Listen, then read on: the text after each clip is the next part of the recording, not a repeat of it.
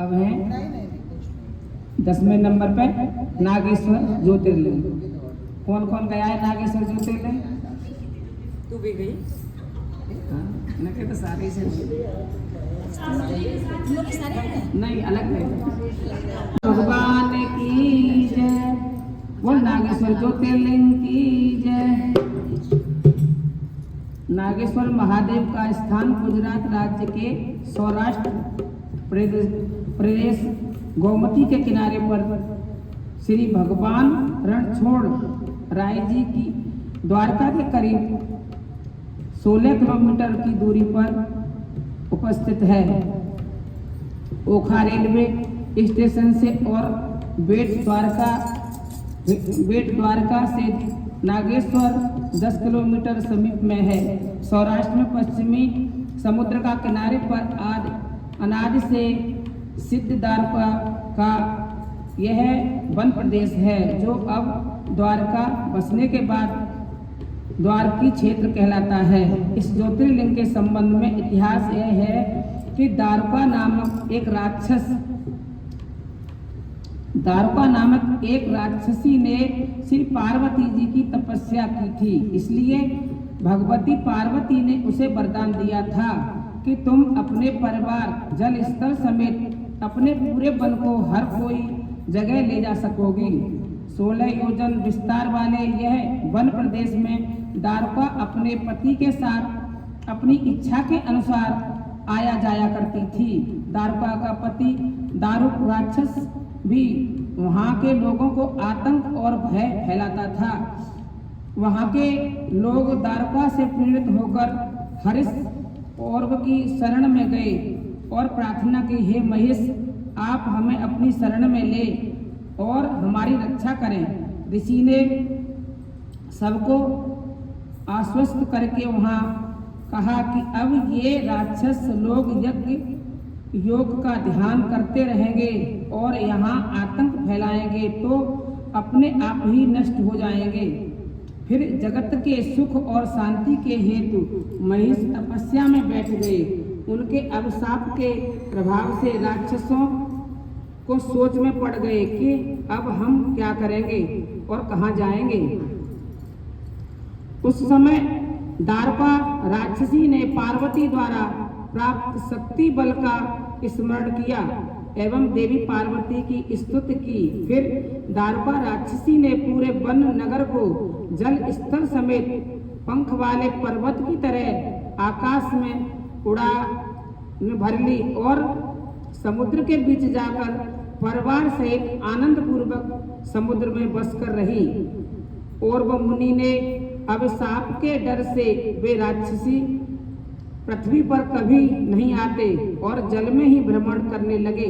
समुद्र में जहाज में बैठकर यात्रा करने वाले मनुष्य को कैद करके अपने वह समुद्र नगर में ले जाने लगे। वे यात्रिकों को कैद में बंद कर देते थे या तो मार भी डालते थे। एक समय एक सुंदर जहाज मनुष्य को भरकर वहां से निकला। जहाज को देखकर राक्षसों ने तुरंत ही उस पर आक्रमण किया और उसमें बैठे हुए सभी यात्रियों को कारागार में बंद कर दिया। कैदियों में एक मुखिया सुप्रिय नामक वैश्य था। समझ में आ रही है? मतलब जहाज उन्होंने वो कर लिया, पकड़ लिया राक्षसों ने। एक समय सुंदर जहाज मनुष्यों को भरकर वहां से निकला। जहाज देखकर राक्षसों ने तुरंत ही उस पर आक्रमण किया और उसमें बैठे हुए यात्रियों को कारागार में बंद कर दिया। कैदियों में एक मुखिया था, सुप्रिय नामक वैश्य था, मतलब बनिया था। एक वैश्य था जो बड़ा धर्मात्मा, सदाचारी और शिव जी का अनन्य भक्त था। वह बंधन में रहकर भी हरदम ओम नमः शिवाय, ओम नमः शिवाय, ओम नमः शिवाय, मतलब जेल में वो बंद कर दिया। अपने साथियों के समेत ही वो हर समय शंकर जी का जाप करने लगा। इस पंचाक्षर मंत्र का ध्यान पूर्वक अविरत जप करता था। संयोग से इसकी खबर दारुक के कानों में तक पहुंची। दल बल समेत वह कारोबार पर आ धमका। शिव ध्यान अवस्था मैं सुप्रिय वैश्य को जप करते देखकर क्रोधित हो उठा। उसने एक जोर से डांट बतलाई और कहा, रे वैश्य, ये आंखें बंद कर तू कौन सा षड्यंत्र रच रहा है? इतना होने पर भी सुप्रिय की समाधि भंग न होते देख अपने अनुचरों को उसे मार डालने का आदेश दिया, परंतु सुप्रिय इससे भी विचलित नहीं हुआ। वह शिवजी से प्रार्थना करने लगा। फलतः उस कारागार में भी भगवान शिव ने एक ऊंचे स्थान पर एक चमकते हुए सिंहासन में उपस्थित ज्योतिर्लिंग रूप से दर्शन दिया। दर्शन ही नहीं, उन्होंने अपना पास पश्चात भी सुप्रिय को दे दिया और अंतर ध्यान हो गए। उसके अस्त्र के प्रभाव से भयंकर राक्षसी बल दल का विनाश हो गया। समस्त राक्षसों का संहार होने पर सुप्रिय शिव धाम को चला गया। भगवान शंकर भक्तों की रक्षा हेतु इस दारुका वन में ज्योतिर्लिंग नागेश्वर स्वरूप निवास करने लगे। इसके दर्शन का बड़ा महत्व है। कहा है कि जो आदर पूर्वक इनकी उपस्थिति और महात्म को सुनेगा वह समस्त पापों से मुक्त होकर समस्त हित सुखों को भोगता हुआ परम पद को प्राप्त होगा। बोल शंकर भगवान की जय। अतिरिक्त छोटे ग्रह गर्भगृह में जो पृथ्वी की सतह के नीचे है, वर्तमान समय में यह मंदिर का बड़ा विस्तार एवं जीर्णोद्धार गुलशन कुमार ट्रस्ट ने करवाया है। मंदिर के समीप शिव जी की भव्य मूर्ति का 95 फीट ऊंचाई है, जो 2 किलोमीटर दूर से ही दिखाई पड़ती है। नागेश्वर ज्योतिर्लिंग भी 2 और हैं। कुछ लोगों के मत से यह नागेश्वर ज्योतिर्लिंग महाराष्ट्र राज्य में औरंगाबाद के रास्ते परभनी से 64 किलोमीटर ओढ़ा ग्राम में है। परभनी रेलवे स्टेशन आगे पूर्णा जंक्शन है, वहां से लाइन पर चौड़ी स्टेशन है।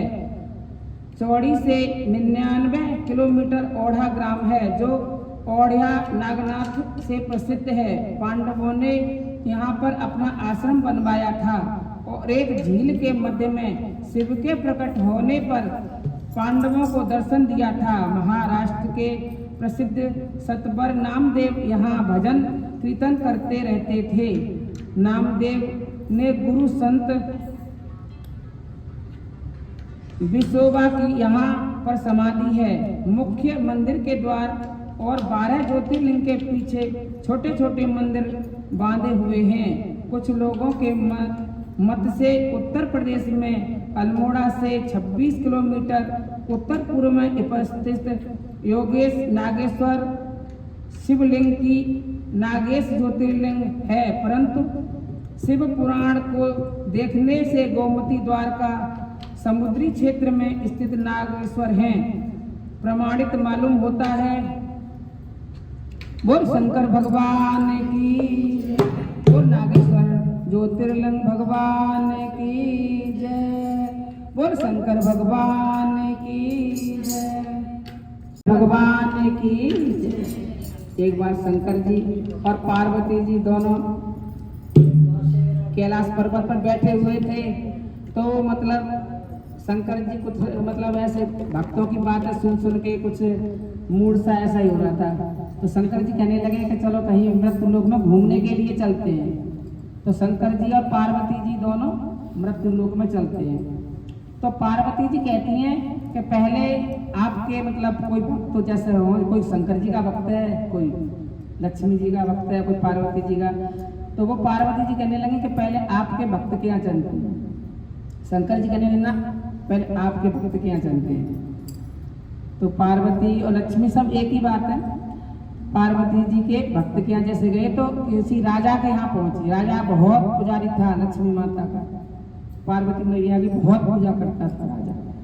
तो ब्राह्मण का भेष बना के दोनों पार्वती जी और शंकर जी राजा के गेट पर पहुंचे।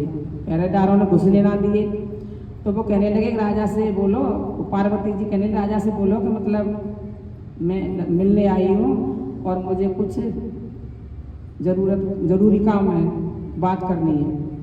तो पार्वती माता की बात उन्होंने बताई राजा को जाके कि मतलब ऐसे ऐसे कोई मतलब ब्राह्मण और ब्राह्मणी हैं तो आपसे बात करना चाहते हैं।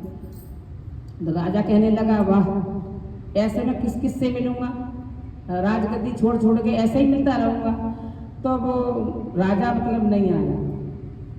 पार्वती जी और शंकर जी गेट पर खड़े रहे और वो नहीं आया। राजा नहीं आया तो पार्वती जी बड़ी निराश हुई, इसने तो चौड़े में बेइज्जती करा दी मेरी।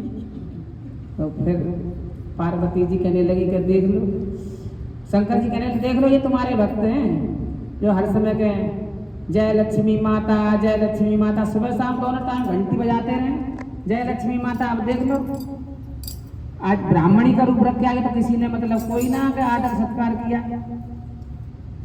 अब चलो हमारे भक्त क्या चल रहे हैं। शंकर जी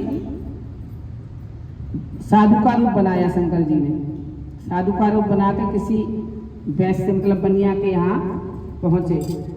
वहां पर पहुंच के और कहने लगे कि भाई अब चतुर्मास लग रहा है और मुझे मतलब 4 महीने तक रुकना है।